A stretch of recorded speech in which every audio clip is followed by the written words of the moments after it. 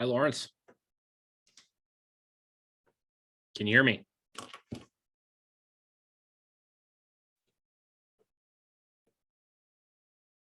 Hello. Is that better? Yeah. Awesome. Well, thanks for meeting with me, man. It was my pleasure. Let me grab a piece of paper here real quick.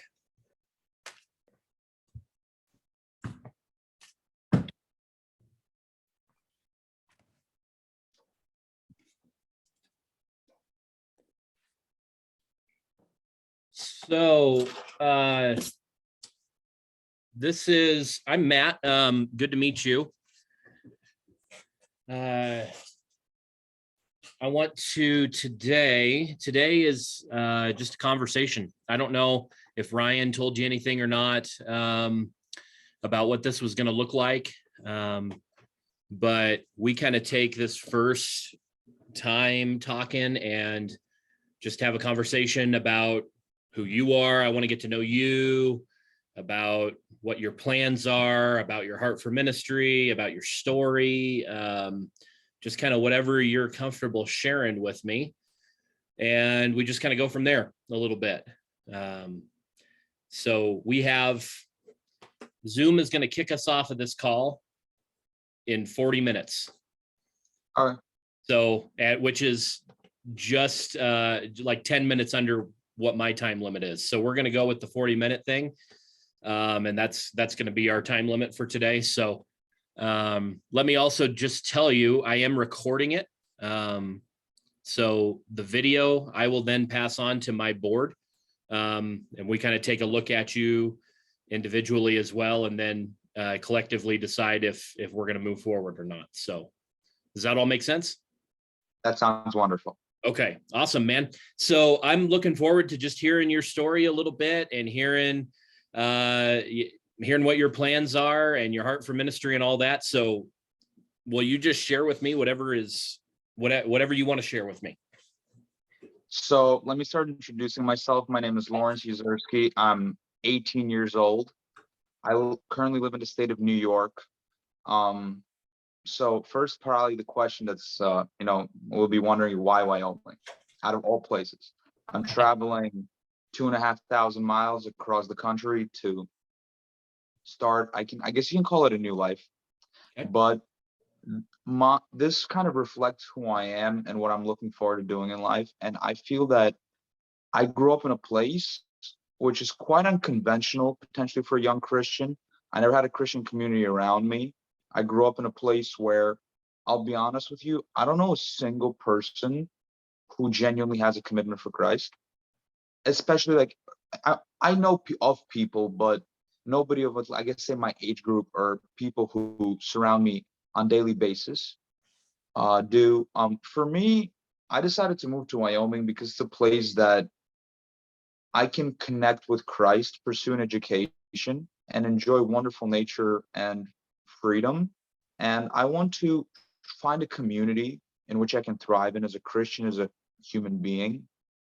And after visiting Wyoming, I really felt it was a place that I dearly liked.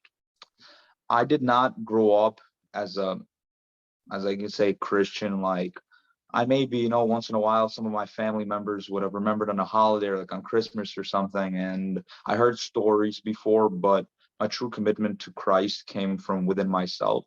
And as the Bible says, salvation does come from within. So it was probably a true commitment started around the time COVID hit.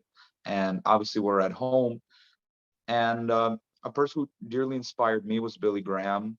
I watched some of his videos and him talk and him preach, and I found it quite the way he would put things in words and explain things brought a lot of sense and light into my life. So I went to a local bookstore. I picked up a Bible and I just started reading. For me, it wasn't a person in my life who brought me to Christ, a person who had a personal connection with. What I mean by that, it wasn't a mentor. I didn't really have that in my journey, but that, I believe, makes my journey unique. And listen, I believe we all have our own way, even though it is straight and narrow. We still are all different and unique, even though we are Christians, which unites us. We have Christ made us the way we are because he has a plan for us. And I truly believe that. And after reading the Bible, I felt truly enlightened. I felt the connection with faith, and I really wanted to attend church. And what happened is, at one point where I live, COVID settled down a little bit, but I refused to vaccinate. And due to that, I wasn't able to attend church in the area where I was living at the time. And for me, that was a great setback. I felt that that violated my First Amendment rights. I believe that this is my faith that I want to practice. But I had to adopt as a Christian, and through history, I love studying history. And I saw Christians adopt in history many times through struggles. So I found online virtual services. I tried reading the Bible on a daily basis. I tried studying it. I found people who I can maybe discuss it with on some level or form. And my journey, for the most part, was by myself. And it was not easy.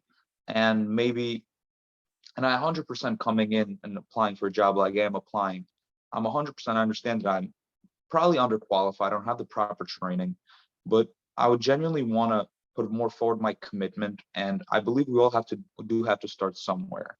And I feel that Christ gave me a chance at a new life. And I don't know my exact purpose on this world yet, in this world yet, but I would like to dedicate my life to serving him, whether it is through further ministry after college, if I go to seminary, whether it is, I'm highly considering the route of education, but working like in a Christian school or Christian college. I know there are a lot of wonderful Christian institutions around around America, and I can focus on implementing biblical values and biblical ideas into a subject like history, or just into whatever course or whatever class I would be teaching.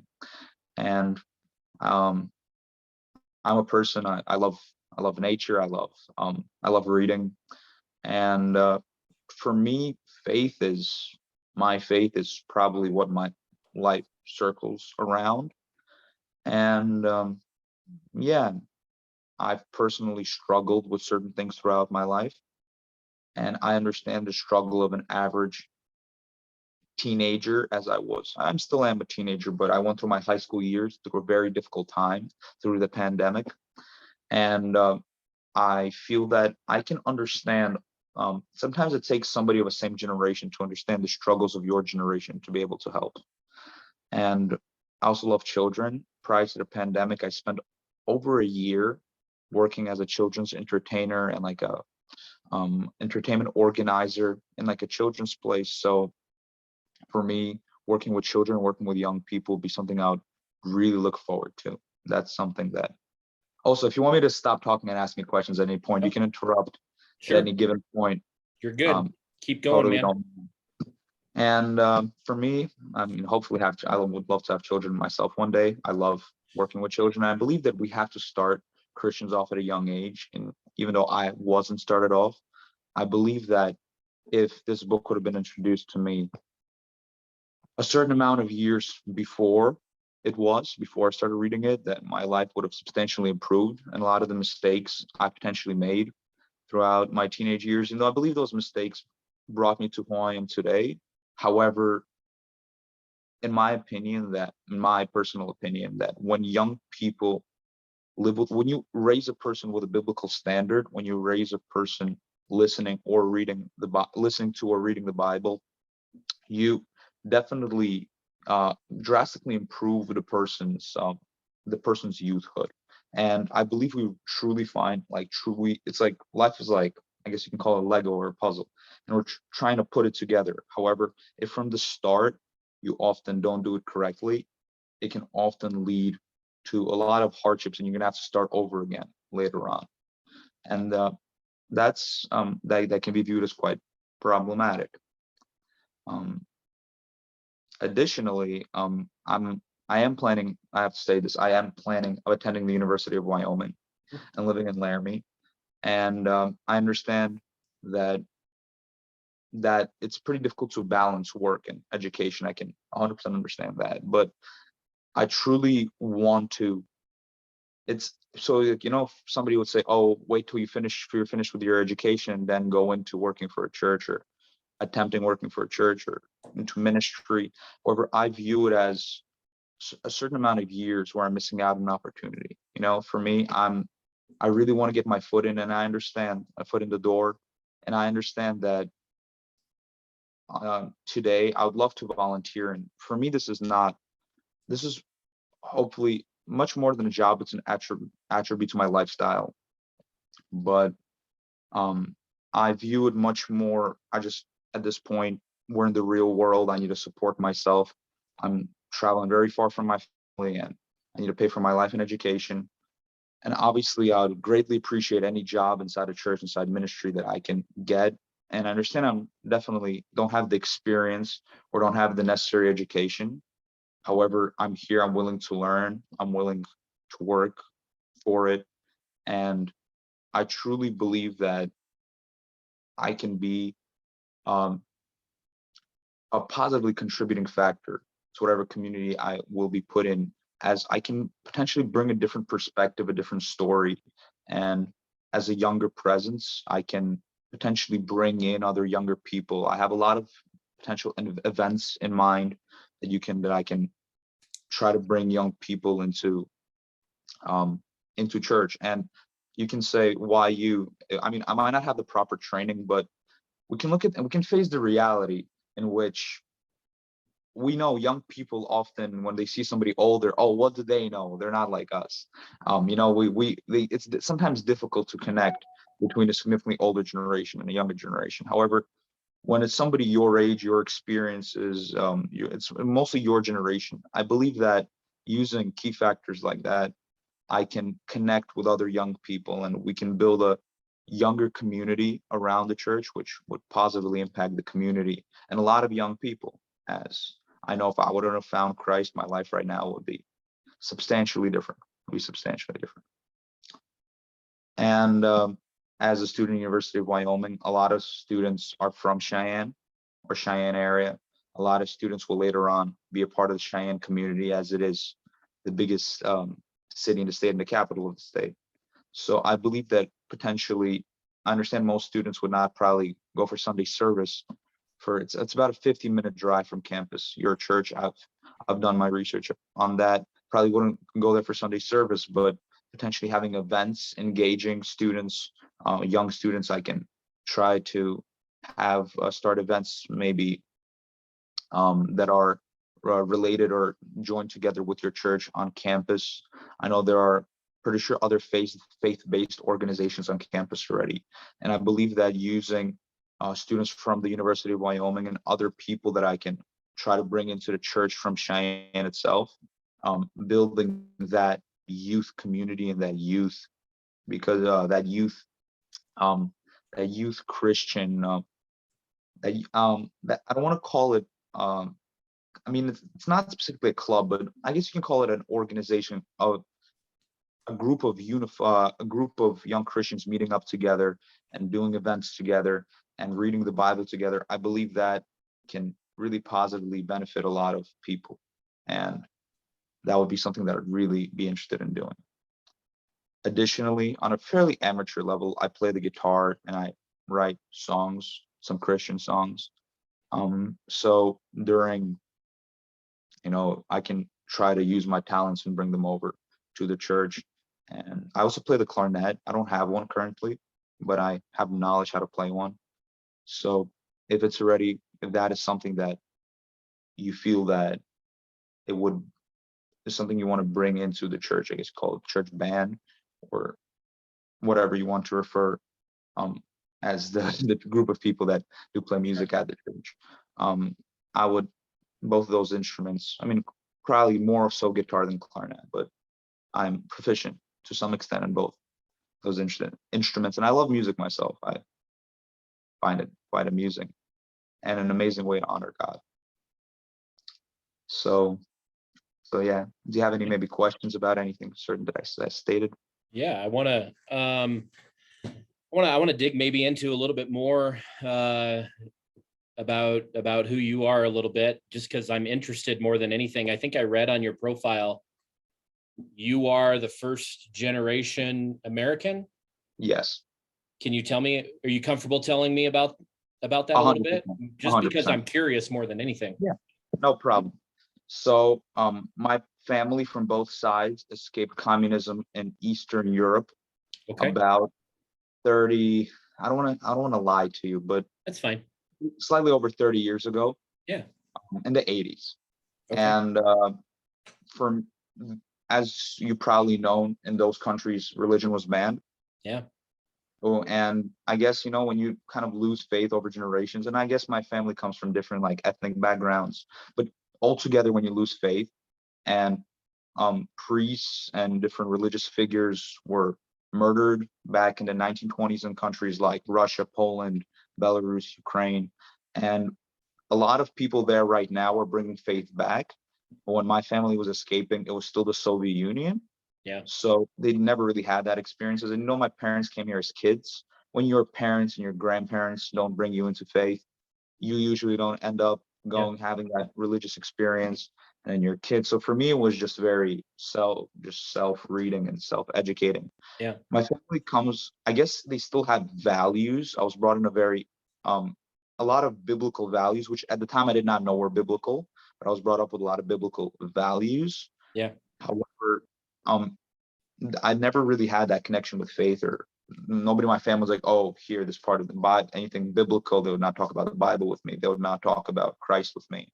They would not talk about, we wouldn't have those conversations.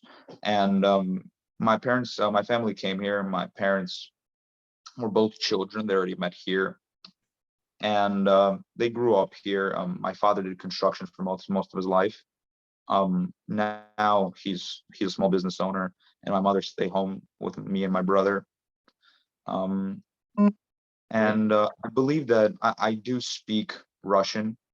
I used to speak Polish. Now it's when you don't practice it. I learned it Yeah. both on textbook level. I can understand it, but I wouldn't probably at this point be able to have a thorough conversation. But Yeah. but I believe that these unique experiences truly build who I am, and possibly if my family wouldn't have came to America, then they wouldn't have met, they wouldn't have had me, and I wouldn't be able to have this journey with Sure. Christ.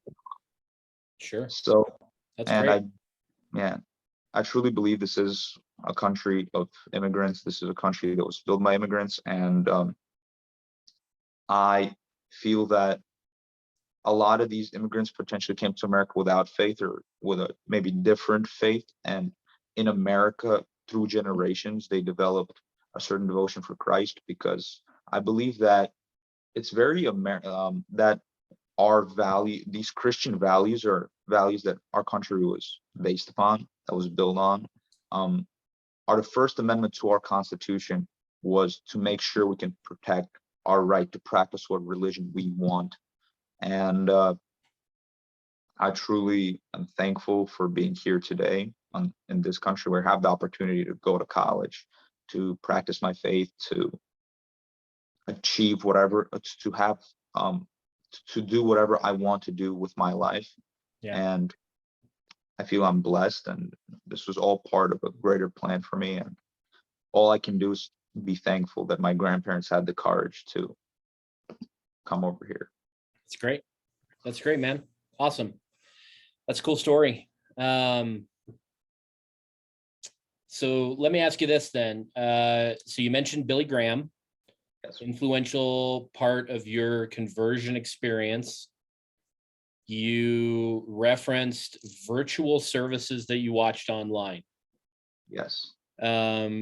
Talk about those a little bit. I mean, part of what I want to know is like, what churches were you watching? Did you have like one or two churches that you kind of went to Yeah. naturally? Yes. I didn't really have it. At one point, there was this church which I liked. It was called Life Church. Okay. But besides that, I like to jump around a little. I like to listen to different pastors, as there's different points of view. especially when I was exploring different denominations. I was exploring what different people had to say on similar issues. Yeah. Sometimes I'd watch recordings, like older recordings, if I was really interested and I felt, oh, today I really want to, I really want, for example, a certain book of the Bible broken down or a certain topic talked about. Yeah. I would really go into YouTube and just search, oh, this, and this, and I would watch. And I have been to church service before, and I am moving right now. I mean, in a week and a half slash 2 weeks, I'm going to live with my grandparents for a little bit, and where they live, I can attend church. So Okay. I've scouted some churches in the area. I want to, and I believe during the summer, I can maybe volunteer a little Yeah. bit in these churches and get a feel for it, understand it, because obviously it's gonna be 100 times, a million times different how it is virtually and in person, just like Yeah. everything is, especially something so spiritual and so emotional. But I can't really say that I had a go-to church, but this experiencing these virtual services was much better than not, or than nothing. Yeah. But I feel it's like, first you start with just reading, or also what I'd love to do, I love the Bible app. You can like highlight on it, you can listen sometimes. Sometimes it just helps to listen as Yeah. opposed to read and focus on it. And then going to virtual service, and hopefully this summer being able to attend every Sunday and Yeah. continue on from there. Cool. It's good. Yeah. Life Church. We benefited at our church from products that Life Church made available for free to churches. At the beginning of the pandemic, everybody went online only, including us out here. And we utilized a website streaming platform called Church Online that was made by the tech team at Life Church. And so very familiar with them. I've occasionally watched Craig Rochelle preach and listen to some of his stuff. So yeah, good. That's great. And the YouVersion Bible app is solid as well. Yeah. And I'd also like to say it, and this is not me just trying to sure. I have watched some of your services, and this is not me. I understand this will no way Sure. affect the interview, but I would say that you do a very good job, and I greatly appreciated a few of them in the recent few weeks. Okay. Well, thank you. I appreciate you saying that. You're welcome. Yeah, absolutely. Cool. So talk about college a little bit. I'm interested. You want to move out west a little bit and kind of get into the rural setting. What are you studying at UW? What's your goals with undergrad education? Yeah. So currently, I mean, in my life, I've lived in all three: city, rural, and suburbs. Okay. And I by far prefer the rural life. I've lived for some time in this small town called Thompson, New York, and I greatly enjoyed it. And I'm going there again this summer.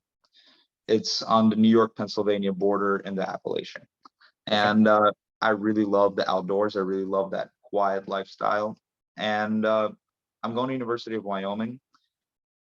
I know I'm probably going to end up studying history, but I'm really considering like a history / religious studies double major, or a history / just a potential. I'm looking at I know I want to go to graduate school. Right now at this point is just, I need to choose which route will I going. Am I totally set that I feel a calling for ministry? I want to go to a seminary and I want to get a master's of divinity, or do I feel a more stronger calling towards education?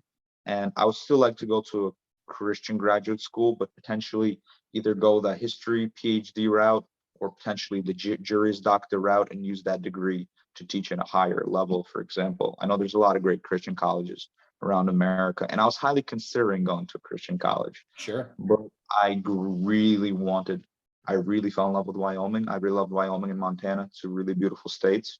Yeah. And I felt that I can still continue building on outside of school while getting an education at University of Wyoming. Okay. And additionally, with the money that the college gave me and my financial aid, it made a lot of financial sense. Okay. So that's what led me there. And I'm highly right now considering that. It's a very easily combinable double major of a history/religious studies. Okay. Okay. Okay. Well, that's good to know. Yeah, there are some really great Christian schools and colleges throughout the country. One of them is actually not that far away from here. Colorado Christian? Colorado Christian is down in Denver. That's going to be a little bit more urban setting. Summit Christian College is the one I'm thinking of. It's the college I went to. It's in Western Nebraska. It's in the Panhandle. It is small. It is rural. And anyway, so I'm not trying to convince you to change your mind. I would say, with you being in kind of this unsure of where you want to go with your life right now, it seems, it's hard to know which direction to go. I 100% agree. I 100% agree. But what I really want to try to do is by getting involved with a church. Yeah. And sadly, by choosing Wyoming, I'm highly limiting my options. As online, doing a lot of searching for jobs. There's very limited churches looking for people to join their team. So I'm really trying to seize every opportunity I possibly can. But aside from that, I feel that by doing so, by getting into into that whole into that whole ministry aspect and working for a church, I believe doing that can really help me see, oh, this is what I want to commit my life to. This is me. Or being like, okay, this was a great experience. I got to serve Christ. I got to work with wonderful people. But I truly believe that education will be a better fit for me, or working in education. Sure. Yep. Totally get that. Okay. Yeah. So you did your research. So Laramie is 50 minutes or so from Cheyenne. During the wintertime, it is hit and miss whether or not you can get back and forth. There is a hill, I'll call it a hill, it's a mountain in between Cheyenne and Laramie. And when the snow falls, they shut the interstate down. And it's impassable. So, and I'm just telling you this again. No, listen.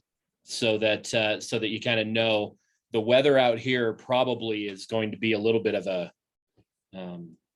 shock to you, and maybe it'll be a welcome shock. We got 34 inches of snow last year at one time within 24 hours.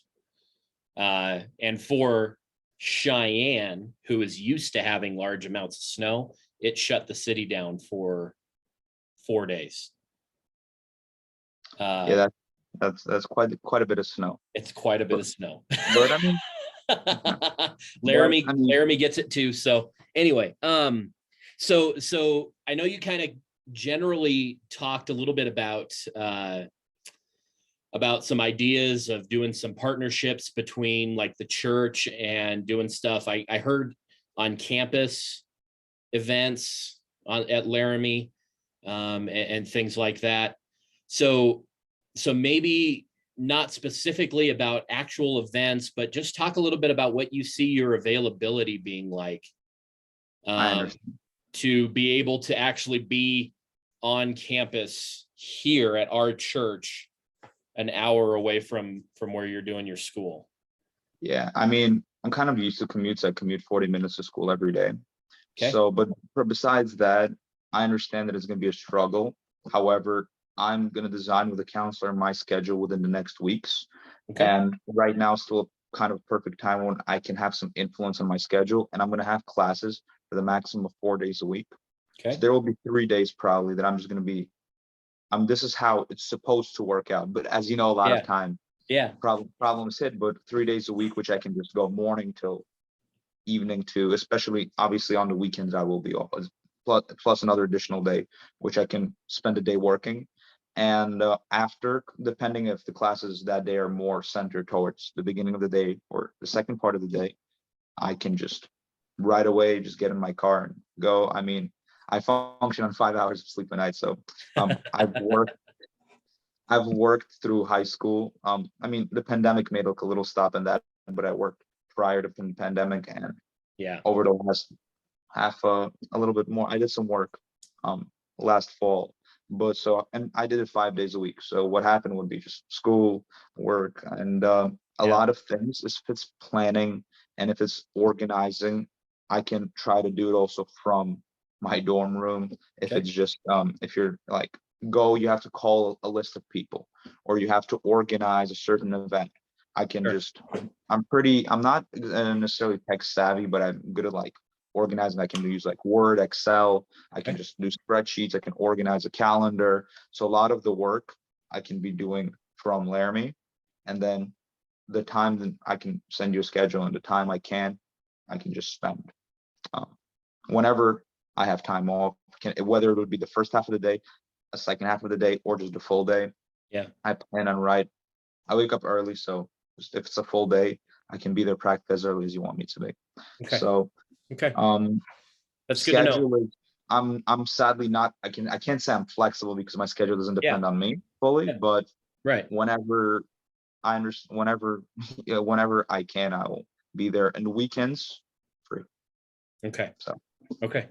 Okay. Well, that's good to know. I mean, and I think you fully understand it. The struggle from our side of things really is we have been looking for kind of one specific, I don't know, position, I guess, to fill. And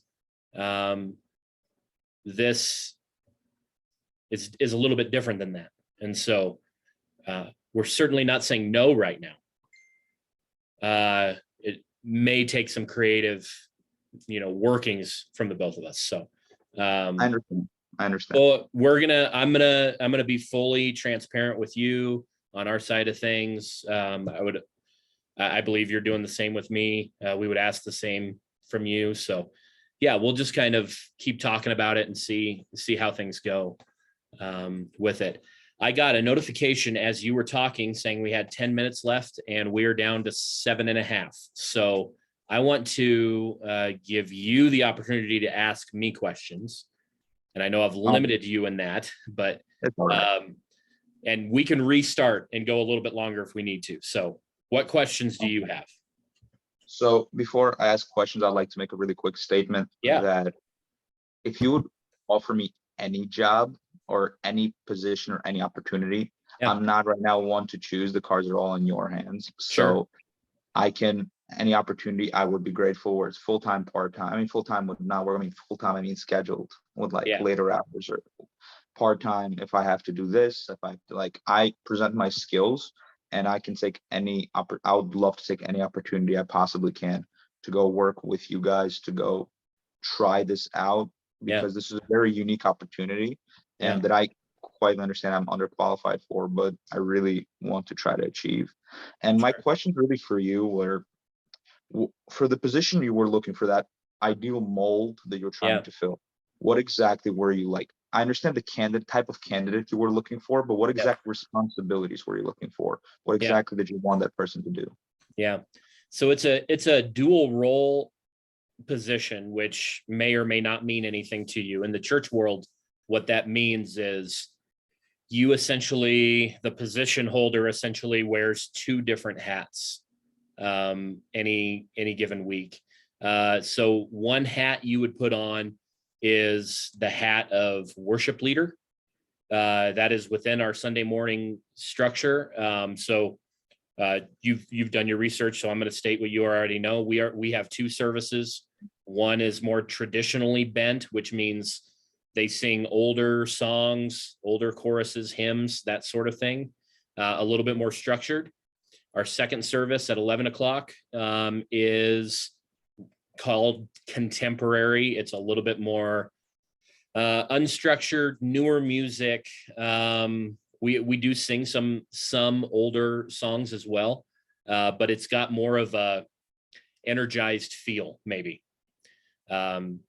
We have two kind of different demographics age-wise in our church. We have an older crowd and we have a growing younger crowd. This is specifically for the growing younger crowd.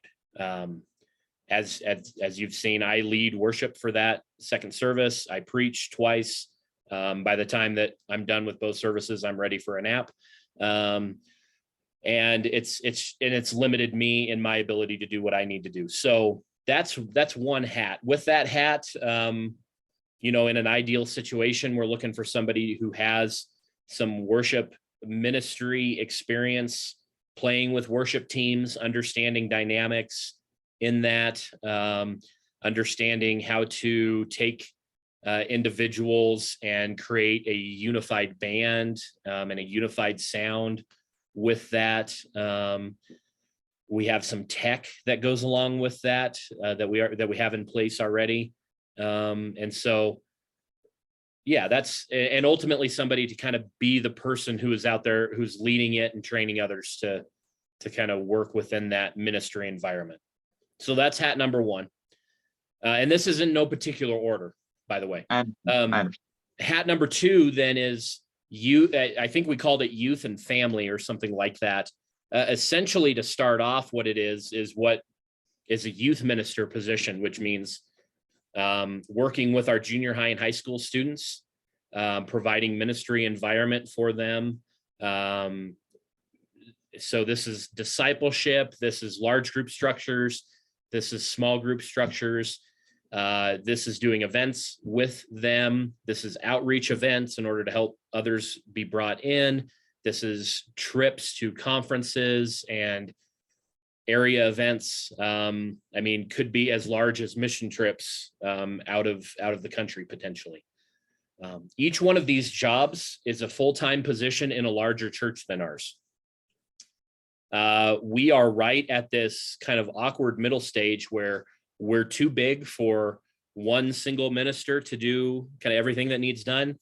And yet we are almost too small to say we are going to hire a worship minister and also a youth minister, individually. So the dual role position is pretty common out here in this part of the country. I could easily right now name you probably 8 to 10 churches who have this position in existence right now. So that's what the position is, kind of in a nutshell. Yeah. I understand. I greatly understand that, and I feel that I understand that I definitely don't have experience with it. Yeah. However, I on the other hand, I believe that you are at the part you currently are doing without. You don't have this. So potentially you're kind of, I don't want to say you're being able to do without me. So me kind of stepping in, and there are already people that can show me how it's done. And but using the environment of the church and the church group, I would obviously I'm going to say I'm going to try my best, but I can try to, as this is already in place, this is not something new I'm starting.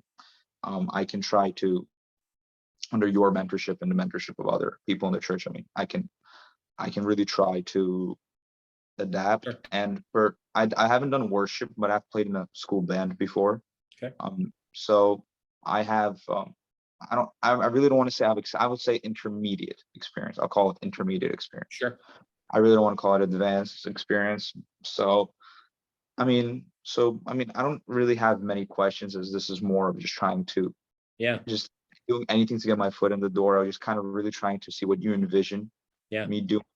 And but besides that, I would once again thank you for hearing me out. I'd like to thank you for that. And absolutely. Ryan and a gentleman named Phil Christian, they did a wonderful job helping me. And I don't know how close you work with them, but I don't know if but the resume, they really helped me build it.